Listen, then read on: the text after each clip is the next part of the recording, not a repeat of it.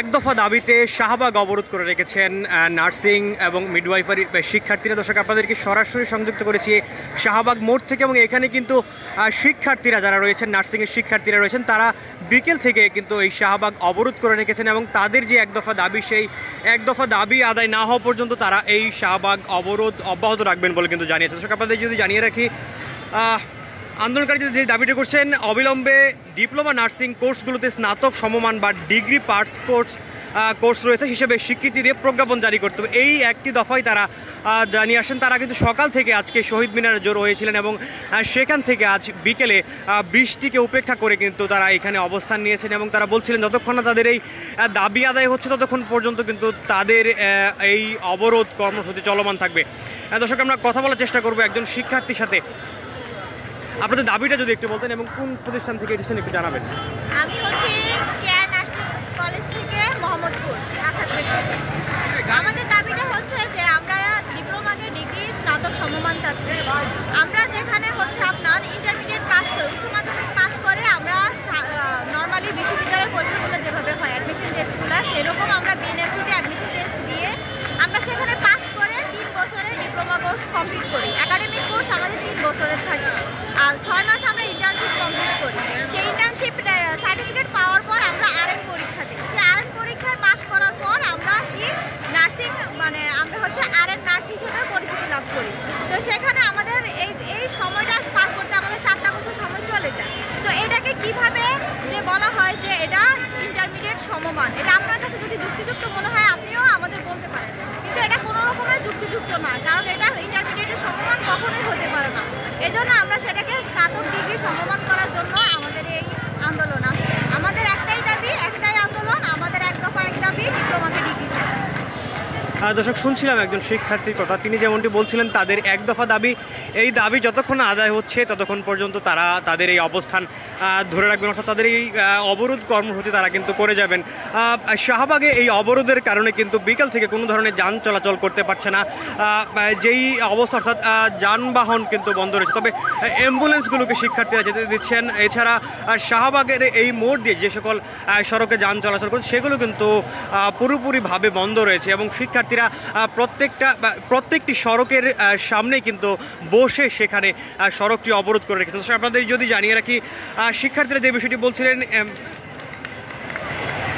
HSC পাশের পর 3 বছর মেয়াদি 110 ক্রেডিটের যে diploma in nursing science and midwifery ও ডিপ্লোমা ইন মিডওয়াইফারি কোর্স সম্পন্ন করার পরও তাদের ডিগ্রির সমমান দেওয়া হচ্ছে না, সেই তাদেরকে দেওয়া হচ্ছে ইন্টারমিডিয়েটের অর্থাৎ এইচএসসির সমমানের একটি ডিগ্রি দেওয়া হচ্ছে। শিক্ষার্থীরা বলছিলেন তারা যেই সময়টি ব্যয় করছেন সেই সময়টিতে জাতীয় বিশ্ববিদ্যালয়ের অধীনে এইচএসসির পরবর্তী 3 বছর মেয়াদি সেই অবস্থান, সেই কারণে কিন্তু তাদের সেই তিন বছরের কারণে কিন্তু তাদের জাতীয় বিশ্ববিদ্যালয়ের অধীনে তাদেরকে ডিপ্লোমার ডিগ্রি দেওয়া। তবে এই শিক্ষার্থীদেরকে, অর্থাৎ নার্সিংয়ের শিক্ষার্থীদেরকে কিন্তু কোনো ধরনের স্বীকৃতি দেওয়া হচ্ছে না, অর্থাৎ শুধুমাত্র তাদেরকে ইন্টারমিডিয়েটের স্বীকৃতি দেওয়া হচ্ছে। শিক্ষার্থীরা সেই বিষয়টি নিয়ে কথা বলছিলেন। তারা বলছিলেন তাদের এই এক দফা দাবি যতক্ষণ না আদায় হচ্ছে ততক্ষণ পর্যন্ত কিন্তু তাদের এই অবস্থান তারা ধরে রাখবেন। দর্শক, আপনাদের যদি জানিয়ে রাখি, সকাল থেকে কিন্তু এই শিক্ষার্থীরা শহীদ মিনারে জড়ো হয়েছিলেন। দেশের বিভিন্ন স্থান থেকে, ঢাকা সহ ঢাকার বিভিন্ন স্থান থেকে, দেশের বিভিন্ন স্থান থেকে তারা এসে তাদের এই দাবি আদায়ে জমায়েত হয়েছিলেন। সেখানে কিন্তু তারা দুপুর পর্যন্ত অবস্থান করেছিলেন এবং এরপর বিকেলে তারা কিন্তু এই শাহবাগ ব্লকেডের উদ্দেশ্যে এগিয়ে আসেন এবং এই সময় কিন্তু শাহবাগ থানার সামনে কিন্তু তাদেরকে পুলিশ ব্যারিকেড প্রদান করলেও তারা সেই ব্যারিকেড ভেঙে কিন্তু তারা চলে আসেন।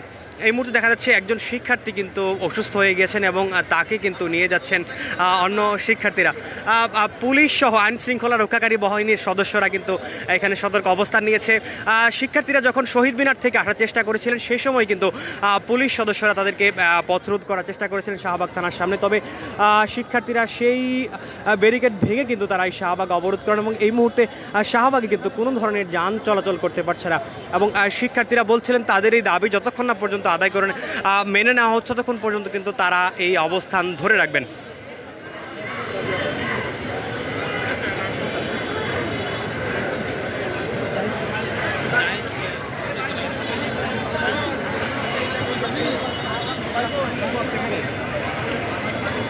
শিক্ষার্থীরা যে বিষয়টি বলছিলেন 3 বছর মেয়াদী ডিপ্লোমা কোর্সের সঙ্গে 6 মাসের যে ইন্টার্নশিপ শেষে তাদের এইচএসসি সমমানের সনদ দেওয়া হয়, যা মেনে নেওয়া সম্ভব নয়।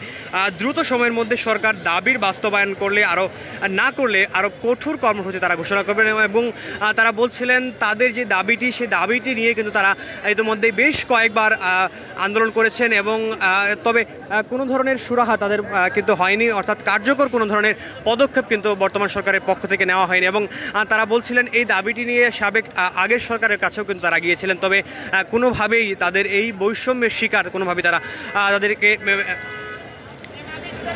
বৈষম্য শিকার থেকে তাদেরকে মুক্ত কোনো সরকারই করে না। তবে এই বর্তমান সরকার তাদেরকে সেই বৈষম্য থেকে মুক্তি দেবে সেই প্রত্যাশা তারা করছিলেন। তবে বিগত এই সরকার, নতুন যে অন্তর্বর্তীকালীন সরকার, গত 5 আগস্টের পর বৈষম্য বিরোধী আন্দোলনের পর যে সরকার গঠিত হয়েছে সেই সরকারের আমলে বৈষম্য কেন হচ্ছে সেই দাবি শিক্ষার্থীরা সেই অভিযোগই করছিলেন এবং বলছিলেন যতক্ষণ তাদের এই দাবি মেনে নেওয়া হচ্ছে তখন পর্যন্ত কিন্তু তারা এই অবস্থান ধরে রাখবে। দর্শক, এই ছিল শাহবাগ থেকে নার্সিং শিক্ষার্থীদের আন্দোলনের সর্বশেষ পরিস্থিতি।